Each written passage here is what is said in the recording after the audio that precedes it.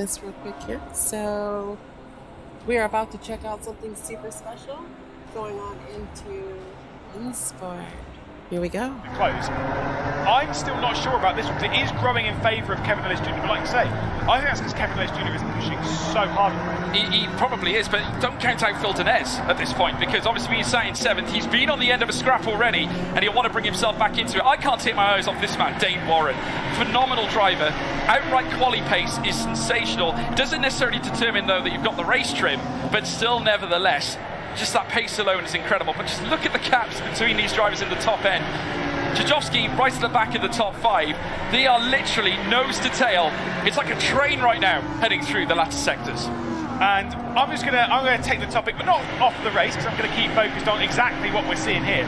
But let's just go through this again. This game, to clarify, it's not released to the public. It's in alpha. It's how good does it look, and more importantly, we've been talking about it all weekend. How good does it sound? Yeah, I know, like, you know, the purr. there is just something about the noise. Every time, like, I hear some of these cars going past, we get it in our ear. We do. And I'm sort of thinking that I've been to GT3 racing and a fair bit of it. You have as well. I have, yes. It's not bad. No, it's not. I'll give it that. Great. It's a. Do you know, we were there counting every blade of grass when we were looking at. I know. Looks sensational. Visually, this is very, very impressive. Again, absolutely. The future of sim racing. You know, some people don't really know where it's going. Maybe it's this. Maybe it's not. Who knows? But right now. Also, this builder's bar, love it. Yeah, absolutely love it. Well, we won't go too much into the ins and outs of that, because we might have a battle for the race lead.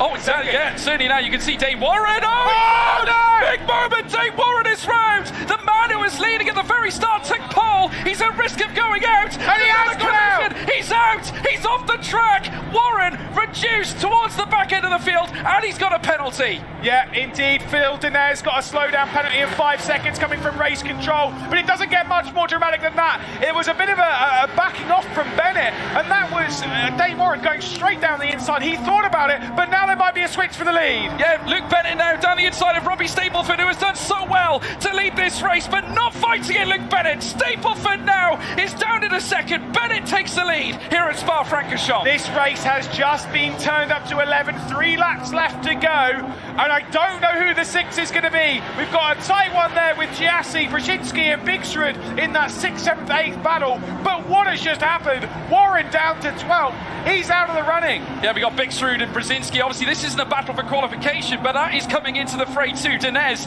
in the mix of this as well. Unfortunately for Phil Denez, lost a couple of places as a result. There's a lot of action going on in the back room, of course, where the team managers are. Heartbreak, of course, for the Porsche team. Dane Warren really had a pasting heading through La Source. 2 for 2 now. If that's, if everything finishes as it is now, don't get me wrong, he might be able to come back from it. When you actually look at him, he's 1.8 seconds off the back of Pajic. That's fine, but look at the gap. Giassi, Brzezinski, Bigsrud, Denez, Yarshall, Pajic, they are not separated by much. It only takes a bit of drama to bring him straight back into it. 3 laps left to go, 2 after this. What's that done to his tyres, though?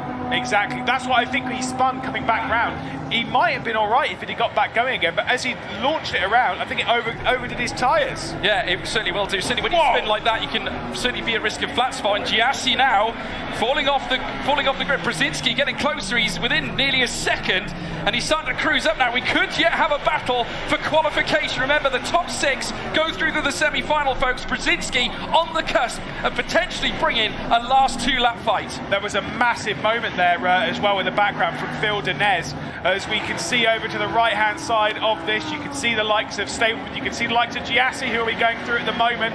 There has been so much drama, and over that side as well, you see a very, very disappointed Dane Warren. Yeah, we got also a battle further down. Tim Jarshall and Phil Denez still side by side. The BMW now under pressure, as now the FaZe Clan representative of Tim Jarshall looks to try and typify him. Heading through now towards this next section now through Rouge and Rally. Oh, we got a replay coming very shortly as well, folks. But here's the battle, a little twitchy there from Tim Jarshall. Very, very close to losing it. I think that might be a slowdown. He might get away with it as well, but here comes Pajic back involved in the fight. Denez going to be a bit slow over the top of Radion. We'll take a look though at the replay as to what happened. So we see the red line car backing off. Warren straight down the inside. He makes contact with the stapler, and he is the one sent around. Apex comes through, but watch this, all importantly, as he got back going and he made contact with Williams Esports and went again. Was the move too late?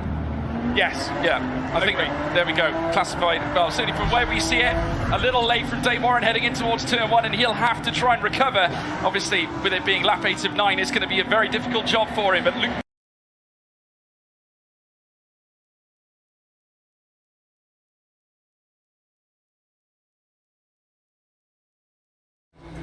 Ooh, that was absolutely amazing. As you can clearly see that not only is RennSport all that, but look how badass it looks already, and it's barely halfway done.